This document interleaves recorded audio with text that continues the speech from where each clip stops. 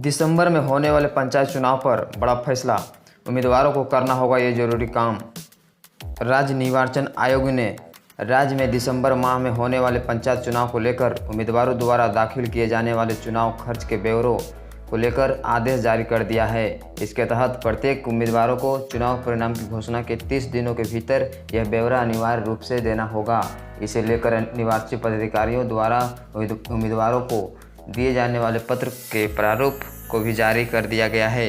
राज्य निर्वाचन आयोग द्वारा जारी आदेश में कहा गया है कि झारखंड पंचायत राज अधिनियम 2001 के अनुसार पंचायत चुनाव लड़ने वाले उम्मीदवार जिस तिथि को उसका नामांकन हुआ है उस तिथि से लेकर उसका परिणाम घोषित किए जाने की तिथि तक उसके या उसके चुनाव एजेंट द्वारा किए गए खर्च का पृथक और सही लेखा समय रखेगा या अपने चुनाव एजेंट से रखवाएगा।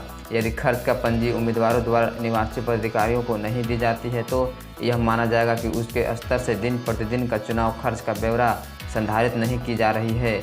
ऐसे में उसके विरुद्ध भारतीय दंड सहित की धारा 171(1) के तहत कार्रवाई भी की जा सकती है।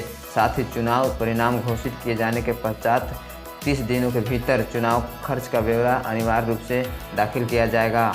लोक प्रतिनिधित्व अधिनियम 1951 की धारा 78 के अनुसार इस लेखा को अभ्यर्थी द्वारा स्वयं ही दाखिल किया जाना है। उम्मीदवार उक्त लेखा की छायाप्रति अपने पास रखकर मूल लेखा में पंजी दाखिल कर सकते हैं। वैसे सभी प्रकार के खर्च जिसे उम्मीदवार के चुनाव में किसी राजनीतिक दल या संस्था, व्यक्तियों का समूह या कोई भी अन्य व्यक्ति ने किया है तो उस खर्च को भी उसके हित में किया गया खर्च माना जाएगा तथा उक्त खर्च का लेखा भी दाखिल करना होगा। यदि कोई उम्मीदवार एक ही साथ एक से अधिक पदों या निर्वाचन क्षेत्रों से चुनाव लड़ रहा है तो उसे उक्त पदों या निर्वाचन क्षेत्रों के लिए अलग अलग खर्च का ब्यौरा दाखिला करना होगा।